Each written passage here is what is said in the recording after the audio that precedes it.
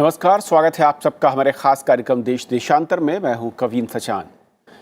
8वीं कक्षा तक बच्चों को फेल न करने की नीति में संशोधन वाले निःशुल्क और अनिवार्य बाल शिक्षा का अधिकार संशोधन विधेयक 2018 को राज्यसभा ने पास कर दिया, जिसमें राज्य सरकारों को 5वीं और 8वीं कक्षा में परीक्षा कराने का अधिकार दिया गया है। जो राज्य परीक्षा लेना चाहते हैं वो खराब प्रदर्शन पर बच्चों को 5वीं और 8वीं में फेल कर सकेंगे, लेकिन कोई भी बोर्ड परीक्षा नहीं होगी, बल्कि स्कूलों में ही परीक्षा होगी। राज्यों को फेल हुए बच्चों के लिए मई महीने में दोबारा परीक्षा करानी होगी, और अगर बच्चे मई महीने की परीक्षा में भी पास नहीं हो पाते हैं तो उन्हें फेल घोषित कर दिया जाएगा। फेल हुए बच्चों को स्कूल से निकाला नहीं जा सकता। ये निःशुल्क और अनिवार्य बाल शिक्षा अधिकार एक्ट 2009 में संशोधन करता है। विधेयक लोकसभा से पहले ही पास हो चुका है। तो समझेंगे इस बदलाव के बाद 5वीं और 8वीं के बच्चों में जो शिक्षा को लेकर बातें हो रही थी, दबाव को लेकर या फिर उनकी ग्रेड और उनकी एजुकेशन को लेकर, उसमें क्या बड़ा फर्क इससे आने जा रहा है। हमारे साथ प्रोफेसर JS राजपूत हैं, शिक्षाविद हैं आप, बहुत बहुत स्वागत है सर। अरुणाब सिंह हमारे साथ हैं, प्रिंसिपल हैं नेहरू वर्ल्ड स्कूल गाजियाबाद से, और साथ ही हमारे साथ मेजर हर्ष कुमार जुड़ेंगे, सचिव राष्ट्रीय शैक्षिक अनुसंधान और ट्रेनिंग परिषद से। शुरुआत मैं करना चाहूँगा राजपूत सर आपसे, जिस तरीके से अब ये कानून और अब इसमें राष्ट्रपति की मोहर सिर्फ लगनी बाकी है, इसे आप कैसे देखते हैं? और 5वीं और 8वीं कक्षा में जो कहा जा रहा था कि बिना एग्ज़ाम के पढ़ाई का लेवल नीचे जा रहा है, बच्चे उतनी गंभीरता से नहीं पढ़ रहे हैं, उसमें कितना बड़ा फ़र्क आएगा? देखिए, जब 2009 में ये बात आई थी कि अब कोई परीक्षा नहीं होगी, उस समय से मेरा ये विचार है कि इस प्रकार का निर्णय शैक्षिक दृष्टिकोण से सही हो सकता है, परंतु उसके लिए जो परिस्थितियां आवश्यक हैं वो हमारे यहाँ नहीं थी। यानी हम इसके लिए तैयार नहीं थे। We were not eligible to introduce this particular system of no pass no fail. मेरा ये कहना है कि आप ऐसी नीति तभी लागू कर सकते थे जब आपके पास उचित संख्या में अध्यापक होते, प्रशिक्षित अध्यापक होते, स्कूल का वातावरण ठीक होता, अध्यापकों को आपने कर्मठता और लगनशीलता में अच्छे ढंग से तैयार किया होता। ये हमने नहीं किया। हमारे यहाँ 10-11 लाख तो अध्यापकों के पद रिक्त हैं। 8-9 लाख अध्यापक ऐसे हैं जो थोड़े से मानदेय पर कार्य करते हैं और जो हमेशा चिंतित रहते हैं कि अगले साल उनका क्या होगा। तो उन परिस्थितियों के कारण सारे देश में ये पाया गया कि लोगों ने बच्चों को पढ़ाने में कोताही आनी शुरू हो गई। बच्चों की अधिकतम उपलब्धियां जो थीं वो कमज़ोर होती गईं और परिणाम स्वरूप कक्षा 8 और कक्षा 9 में बच्चों का स्कूल छोड़ना बढ़ गया। ये बड़े दुर्भाग्य की बात थी। हम शिक्षा के क्षेत्र में बढ़ रहे थे, लेकिन ये शुरू हो गया। तब लोगों ने इस बात को कहा कि ये जो आपने परीक्षा बंद की है, इससे बहुत नुकसान हो रहा है। हमारे यहाँ अध्यापन कम हो गया। और किसको सबसे ज़्यादा नुकसान हुआ? समाज का वो वर्ग जी जो सरकारी स्कूलों पर निर्भर है। हमारा वो वर्ग जिसके लिए शिक्षा सबसे अधिक आवश्यक है, जल्दी से जल्दी चाहिए, उनके बच्चों को सबसे अधिक नुकसान हुआ। प्राइवेट स्कूलों पर ज़्यादा प्रभाव नहीं पड़ा, क्योंकि वहाँ की जो प्रबंधन है वो दूसरे ढंग से चलता है। तो कुल मिलाकर एक बहुत बड़ा नुकसान देश के बच्चों को हो रहा था, लाखों बच्चों को हो रहा था। और हमारे बच्चों को जितना सीखना चाहिए था, उस जो पहले सीखते थे 2009 के पहले, उससे भी कम सीखने को मिलने लगा। इसलिए मैं इसका बहुत समर्थन करता हूँ। मेरे हिसाब से ये बहुत अच्छी चीज़ है। लेकिन मैं ये भी कहना चाहूँगा, ये राष्ट्र का कर्तव्य है कि बच्चों को स्कूल ऐसा दें जो स्कूल कहा जा सके, जहाँ केवल प्रशिक्षित अध्यापक हों, नियमित अध्यापक हों, वे सभी चीज़ें उपलब्ध हों जो बच्चों के अधिकार में हैं। और ये तभी हो सकता है जब सरकारें, जो संविधान में भावना निहित थी, जब ये कहा गया था कि 14 साल तक के हर बच्चे को निःशुल्क अनिवार्य शिक्षा देने का काम राज्य का है, उसको हम अच्छे ढंग से पालन करें, उसके भावना को समझें और तब हम इस स्थिति को लागू करें, तो निश्चित रूप से हमें फ़ायदा होगा। ओके, हमारे साथ प्रोफेसर अनीता रामपाल भी हैं, professor in department of education Delhi university में। मैम, जिस तरीके से राजपूत साहब ने कहा कि परीक्षा ना कराने से एक बड़ा नुकसान हो रहा था, और अब जो अधिकार राज्यों को सौंपा गया है उसके ज़रिए उसके बाद बदलाव दिखेगा शिक्षा के स्तर में, और ख़ासतौर पर 5वीं और 8वीं में जो बच्चों के स्कूल छोड़ने की शिकायतें थी उसमें भी कमी आ सकती है। आपकी राय क्या है? नहीं, ये सही नहीं है कि इम्तिहान नहीं हो रहे थे। और इस एक्ट ने कभी, अधिनियम ने कभी ये नहीं कहा था कि इम्तिहान नहीं होंगे। ये उसका एक गलत, इसकी गलत परिभाषा है ये कहना इम्तिहान हो रहे थे, कुछ ज्यादा ही हो रहे थे। बल्कि जिस तरह से एक कंटिन्यूअस असेसमेंट होना चाहिए था, वो भी नहीं होकर हर हफ्ते हर महीने इम्तिहान ही हो रहे थे, वो भी रटने वाले। तो इसलिए ये एक गलत कथन है। बल्कि मिनिस्ट्री ने कहा था, जब ये अधिनियम बना था तब इसी मिनिस्ट्री ने कहा था कि हमने गुणवत्तापूर्ण एक माहौल नहीं दिया है, हमने सही शिक्षक नहीं दिए अभी तक, इसलिए अगर फेल हो रहे हैं तो हम फेल हो रहे हैं, सिस्टम फेल हो रहा है। और जब तक हम इस तरह का पूरा माहौल नहीं बनाएंगे, बच्चे को फेल करने से कुछ नहीं हासिल होता, बल्कि ये बच्चे ड्रॉप आउट कर जाते हैं। और ये सिस्टम का तरीका है इनको सिस्टम से ही बाहर करने का। ये मिनिस्ट्री का नोट है, हमारा नहीं है। मिनिस्ट्री ने इस सेक्शन 16 का जब इसका कारण दिया था तो ये लिखा था। ओके। अब वो बात तो हुई नहीं है, ना वो शिक्षक दिए गए, ना वो माहौल दिया गया, ना वो गुणवत्तापूर्ण शिक्षा दी गई है, जो कि बच्चे का मौलिक अधिकार है। मौलिक अधिकार को इस तरह से छीन लेना एक बहुत ही बड़ा जुर्म है हमारा, हम सबका, इस समाज का, कि हम इसलिए छीन लें क्योंकि हमने उनको दिया नहीं वो अधिकार जो उनके पास था, ना उनको वो माहौल दिया। अब उनको फेल कर देना और अब कहना कि अब बोर्ड एग्जाम लेंगे, जबकि बोर्ड एग्जाम बैंड इसीलिए था क्योंकि उसमें ज्यादा जो टीचर है वो कंपटीशन और ज्यादा डर पैदा करते हैं, सीखने का माहौल नहीं बनता। लेकिन अभी भी बोर्ड एग्जाम की बात इसमें नहीं कही गई, इसमें कहा गया स्कूल एग्जाम लेंगे और वो डिपेंड करेगा स्टेट के ऊपर। स्कूल तो एग्जाम लेते ही है जी, मिसलीड कर रहे हैं हम। जब अमेंडमेंट कह रहा है कि there will be regular exams in class 5 and class 8, that is a misleading statement. There have always been regular exams. पहले एक्ट ने कहीं नहीं कहा है कि रेगुलर एग्जाम्स नहीं होंगे, तो ये एक मिसलीडिंग स्टेटमेंट है। ओके प्रोफेसर, उससे अधिक मिसलीडिंग बात यह है कि हम बच्चों के लगातार परीक्षा हो रही थी। जिस स्कूल में 50 बच्चे हों और एक अध्यापक हो, जहां 200 बच्चे हों और केवल 3 अध्यापक हों, वो भी 2 अनियमित हों, वहां पर एक कंटिन्यूअस कॉम्प्रिहेंसिव इवैल्यूएशन की जो बात है वो संभव ही नहीं थी, मुमकिन नहीं था। इसलिए ये संभव ही नहीं था कि ये स्कीम सफल होती और इसीलिए वो असफल हो गई।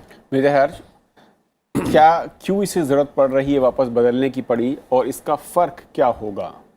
देखिए, जैसे सर ने भी पूरी बात बताई, उसके बारे में पूरा डिटेल बताया, और मैडम जो बोल रही थी उसमें एक थोड़ा सा डिफरेंस ये है कि यह सरकारी स्कूलों के लिए मुख्यतः था, और जो विधेयक कह रहा है, जो अमेंडमेंट कह रहा है, बहुत क्लियरली कह रहा है कि कक्षा 5 और 8 में बोर्ड के एग्ज़ाम की बात नहीं है, आपने भी यही बात कही, और उसके बाद उन बच्चों की रेमेडियल क्लासेस होंगी और उनको दोबारा मौका दिया जाएगा, और उसमें वो पास हो जाएंगे तो उनको पास कर दिया जाएगा। और ये राज्यों के उस पर छोड़ा गया है कि आप इसको अपने विवेक पे निर्णय लें, स्कूल अपने विवेक पे निर्णय ले।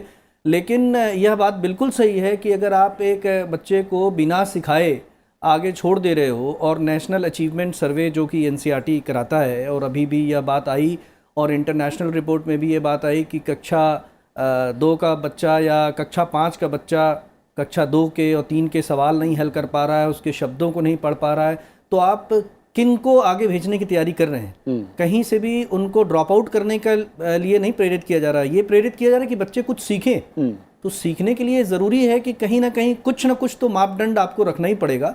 इससे ये कतई ये नहीं जाता कि बच्चे ड्रॉप आउट हो जाएंगे, छोड़ जाएंगे, उनका मानसिक लेवल अगर वो नहीं अचीव कर पाए। तो जो अभी रिपोर्ट आई है जिसमें भारत को 12वां स्थान या क्या मिला है, कि इसमें आप हमारा स्तर क्या होता जा रहा है। कल को इतने पढ़े लिखे लोग स्किल्ड काम नहीं कर पाएंगे, अगर आप पढ़ाई लिखाई की डिग्री आप उनको दे देंगे लेकिन वो काम वो नहीं कर पाएंगे। तो ये अचीवमेंट करने के लिए सरकार ने मेरे ख्याल से एक बहुत वृहद योजना बनाई है, और इसमें समग्रता को, हॉलिस्टिक व्यू को ध्यान में रखा गया है कि बच्चा पूरी तरह से डेवलप हो।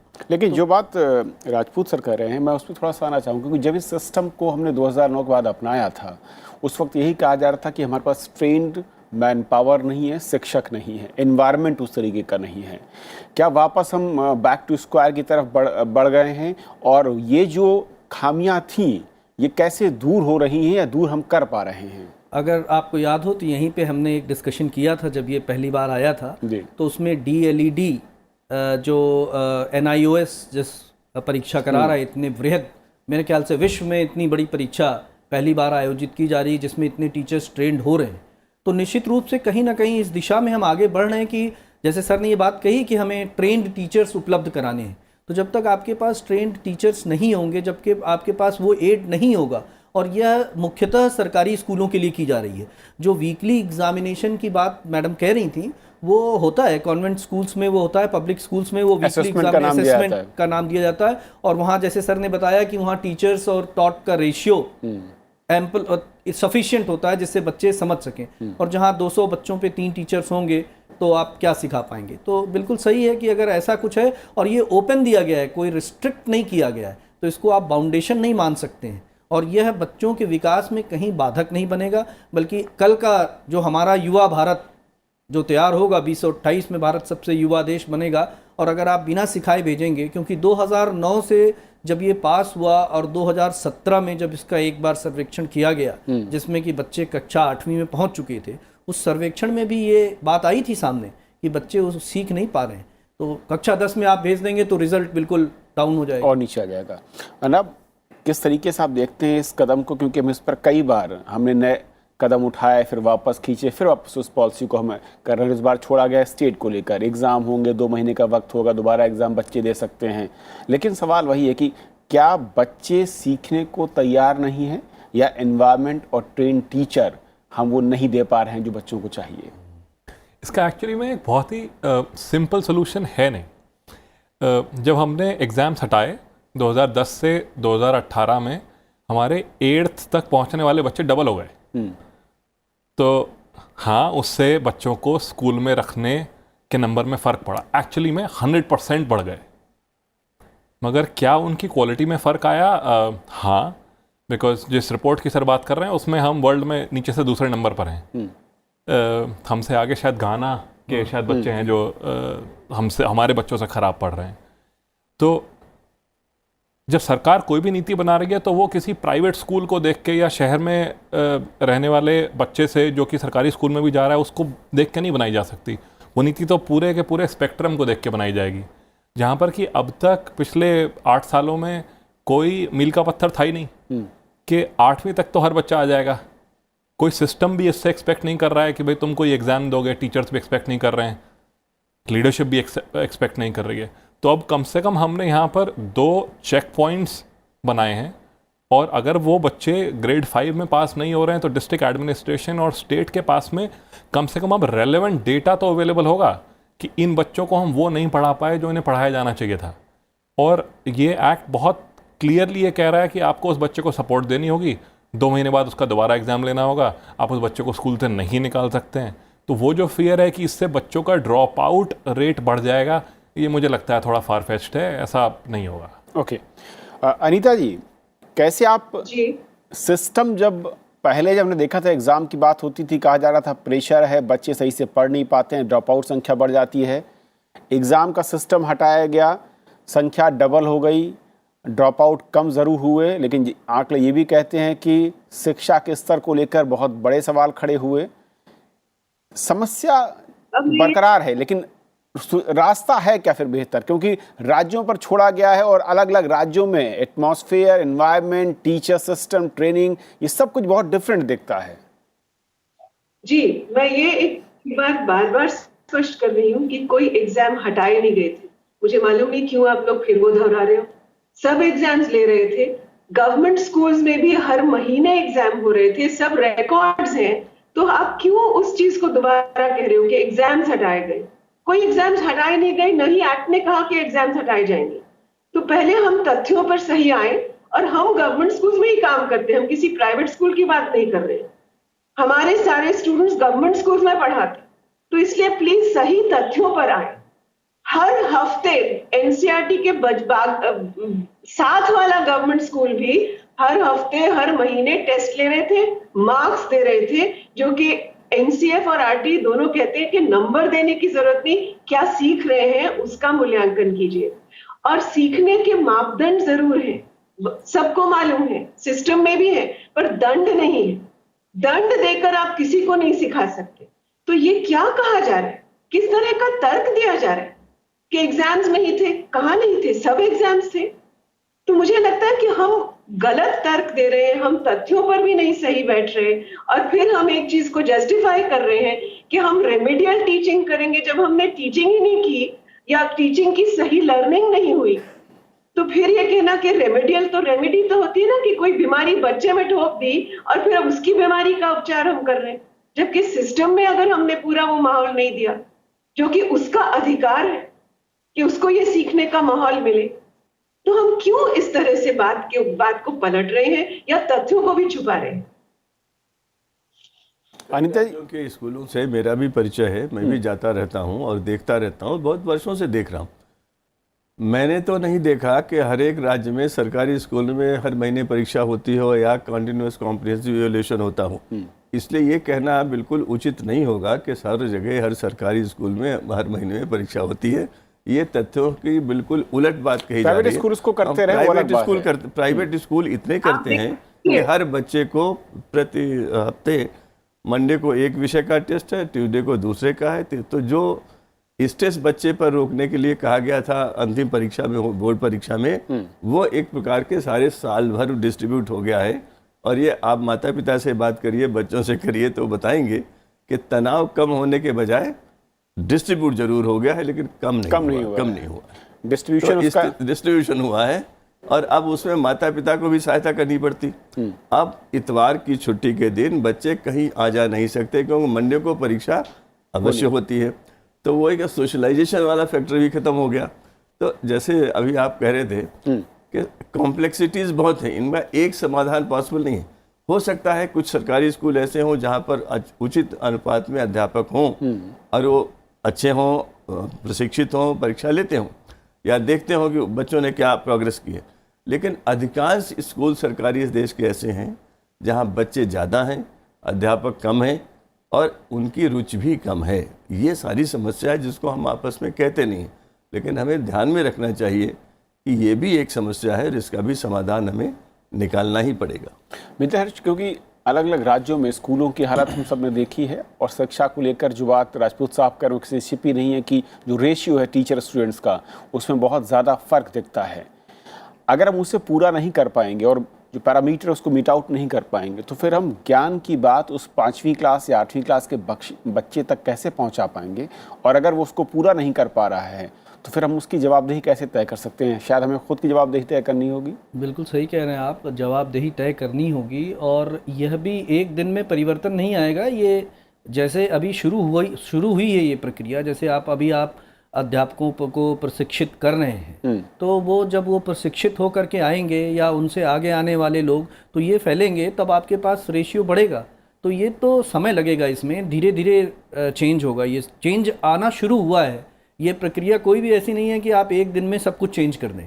देखिए, जब इस गैप को देखा गया, इस बात को समझा गया, लोगों ने इस बात को समझा, तभी चेंज लाया जा रहा है कि ऐसा चेंज ज़रूरी हो गया है। क्योंकि स्टैंडर्ड्स आपने 7-8 साल में देखा, रिपोर्ट्स, इंटरनेशनल रिपोर्ट्स आई जिसमें आपकी पोजीशन सामने आई, तो उसको चेंज तो करना पड़ेगा ना। तो एक दिन में तो आप चेंज नहीं कर सकते। तो आप बैठ करके, हम लोग आज बात कर रहे हैं, जैसे सर ने बोला कि हम लोग हो सकता है आपस में डिस्कस ना भी करते हों, लेकिन इस पे एक चेंज की प्रक्रिया शुरू हो गई है और ऐसे अच्छे रिजल्ट्स आना शुरू हो गए हैं दूर दराज के स्कूलों में, जो कि शायद वृहद रूप से सामने ना आ पाए हों, लेकिन धीरे धीरे सामने वो चीज़ें आ रही हैं कि दूर दराज के स्कूलों में आप देखिए, अभी इनका NVS का रिज़ल्ट बहुत अच्छा गया है, जो कि ग्रामीण इलाकों में है और वहाँ किस लेवल से बच्चे आते हैं ये सभी को मालूम है और ओपन कंपटीशन है। वहाँ के बच्चे IIT में निकाल रहे हैं। आप उनका रिपोर्ट निकाल करके ज़रा देखिए, मैम भी उसको देखें, ज़रा एक बार अध्ययन करें, वो नेट पे उपलब्ध है उनके, कि कितने बच्चों ने उनके इस साल सफलता पाई है। तो इन सारी चीज़ों को अगर आप समग्रता में ध्यान देंगे तो ऐसा नहीं है, धीरे धीरे प्रोग्रेस की तरफ बढ़ रहे हैं और आगे आने वाले समय में फिर हम लोग करेंगे अगर 6-7 साल बाद उसका, तो परिणाम सही सामने आएंगे। ना दिक्कत क्योंकि जो मॉडल हमारे देश में है और शिक्षा क्योंकि राज्यों का के उसमें आता है, ऐसे में जब विकल्प के तौर पर राज्यों के पास दिया गया है, अलग अलग राज्यों में यही फॉर्मूला या मैं कहूँ इसी मॉडल को देख के उसके नतीजे अलग अलग दिखते हैं, तो फिर कॉमन एक कोई फॉर्मूला है, उसका रिजल्ट हम कैसे मापें? नहीं नाप सकते।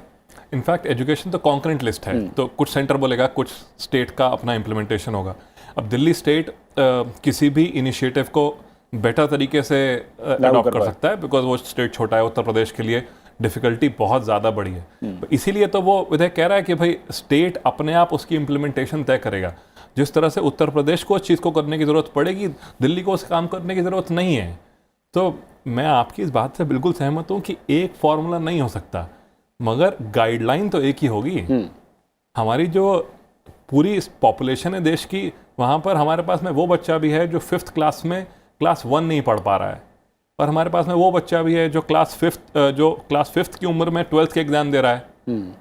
तो सॉरी, नहीं, एक बात ऐड करना चाहूँगा इसमें।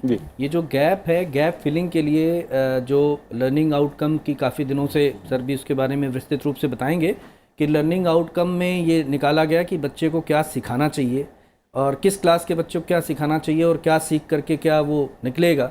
और ये और इनका और राष्ट्रीय सर्वेक्षण जो किया गया, नेशनल अचीवमेंट सर्वे, इन दोनों को मिला करके भी पूरे देश में ट्रेनिंग ऑर्गेनाइज की गई है एनसीईआरटी के द्वारा। और उसमें ये देखा जा रहा है, प्रशिक्षित किया जा रहा है कि रिसोर्स पर्सनल्स ट्रेंड किए गए हैं जो कि इस गैप को भरेंगे, आपके इस गैप को भरेंगे, तब शायद आपको 1-8 साल में वो परिणाम आपको दिखाई पड़ेगा। लेकिन सवाल ये कि जितनी संख्या, यानी कि जो डिमांड इस वक्त टीचर्स की देश में ज़रूरत है, उसके मुताबिक कंपैरिजन में हम जो ट्रेनिंग दे पा रहे हैं वो कितनी कम या उससे कितने एट पार दिखती है? ट्रेनिंग तो लगातार दी जा रही है। आपकी बात ये कहना सही है, इतना बड़ा देश, इतना विशाल देश है हमारा, तो उसमें ट्रेनिंग तो दी जा रही है। और टीचर्स जब आ रहे हैं, रिसोर्स पर्सन्स को भी ट्रेन किया जा रहा है जो कि जाके गांव-गांव में या ब्लॉक लेवल पे, डिस्ट्रिक्ट लेवल पे टीचर्स को वहाँ ट्रेन करें। SCRTs का सहयोग लिया जा रहा है लगातार। और इधर बीच ये गतिविधियाँ बहुत तेज़ी से बढ़ी हैं। अगर लास्ट 1 साल का आप सर्वेक्षण करेंगे तो ये गतिविधियाँ बहुत तेज़ी से आगे बढ़ी हैं, क्योंकि हम तो ये बात देख रहे हैं NCERT में कि ट्रेनिंग लगातार और जारी है। हमारे यहाँ से अध्यापक जा रहे हैं ट्रेन करने के लिए, दूर दराज देश के सारे राज्यों में ये ट्रेनिंग कंडक्ट कराई जा चुकी है।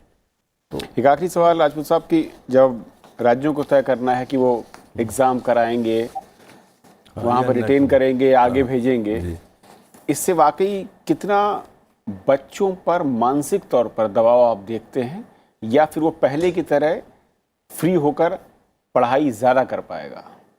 देखिए, ऐसा है, एक इससे सही परिणाम में निकल सकता है। कुछ राज्य इसको लागू करेंगे, कुछ नहीं करेंगे, कुछ नो डिटेंशन लागू रखेंगे और कुछ परीक्षा लेंगे। तो हमें 2-3 साल बाद पता लगेगा कि कौन सा मॉडल अच्छा है, हमें अच्छे ढंग से पता लग जाएगा। दूसरा, राज्य सरकारें भी अब थोड़ा सा अधिक ध्यान देंगी कि उनका जो कर्तव्य है उसका पालन करें। आपने अध्यापकों की जो बात कही, बहुत कुछ उसमें हो रहा है, नई तकनीकी का इस्तेमाल हो रहा है प्रशिक्षण में, लेकिन कुल मिलाकर अध्यापकों की स्थिति जो है वो चिंताजनक है और निराशाजनक भी है, क्योंकि हमारे शिक्षक प्रशिक्षण संस्थान सही ढंग से, अधिकांश जो है सही ढंग से कार्य नहीं कर पा रहे हैं। दूसरी बात, अध्यापकों की नियुक्तियों में बड़ी देर होती है। राज्य सरकारें जो नियुक्तियां करती हैं उसमें 3 साल 4 साल लग जाते हैं, और ये शिक्षा के क्षेत्र में नहीं होना चाहिए। बच्चे को उचित वातावरण और सही अध्यापक मिलना ही चाहिए, ये उसका मौलिक अधिकार है और हमारा राष्ट्र का कर्तव्य है कि अधिकार उसे दे। बहुत संक्षेप में, प्राइमरी एजुकेशन पर और ज़्यादा काम होने की ज़रूरत है। तब हम ग्रेड 8 में जो टेस्ट लेने की बात कर रहे हैं उससे देश को कुछ फ़ायदा हो सकता है।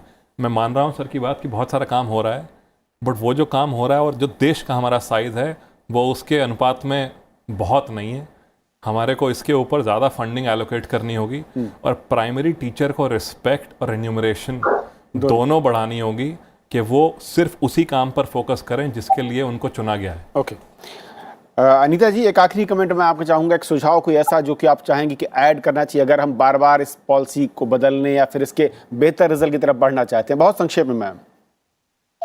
संक्षेप में यही कि हम बच्चे का अधिकार न छीने, हम अपने सिस्टम को पूरी तरह से सुदृढ़ करें और हम शिक्षा में जिस तरह से आंकलन बच्चे का सीखने का होना चाहिए उसका माहौल दें और फिर उसका आंकलन करें। क्योंकि जो सीसी था, सतत और समग्र मूल्यांकन, सीबीएसई ने थोप दिया एक सिस्टम जो कि उसको करने का कोई हक नहीं था। सीबीएसई वो एकेडमिक अथॉरिटी नहीं था जो एलिमेंट्री एजुकेशन का करवा सके।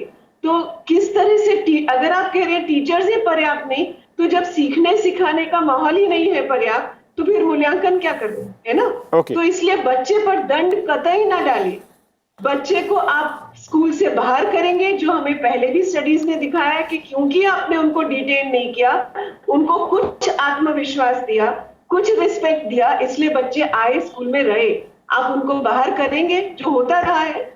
और इसलिए कहां से आप बताएंगे कि हमारा सिस्टम बहुत अच्छा काम कर रहा है, क्योंकि आधों को तो आप बाहर कर दोगे कि भाई ये इनको अब स्किल में डालिए, इनको चलिए एजुकेशन मैम, में, इनको स्किल प्रोग्राम में वक्त कम जो आपने डालिए, चिंता vocational में जाहिर डालिए। की है उसी चिंता का जिक्र भी है और उम्मीद करते हैं कि इस पर फोकस किया जाएगा ताकि बच्चों पर दंड ना हो और जिस शिक्षा और ज्ञान की बात उनको देने की हो रही है उसके लिए सिस्टम जवाबदेह हो। बहुत बहुत शुक्रिया आप चारों मेहमानों का हमारे साथ इस चर्चा में शामिल होने के लिए। हमारे कार्यक्रम को आप यूट्यूब पर देख सकते हैं, साथ ही अपनी सुझाव राय आलोचना हमें आप मेल कर सकते हैं। फिलहाल आज इतना ही, नमस्कार।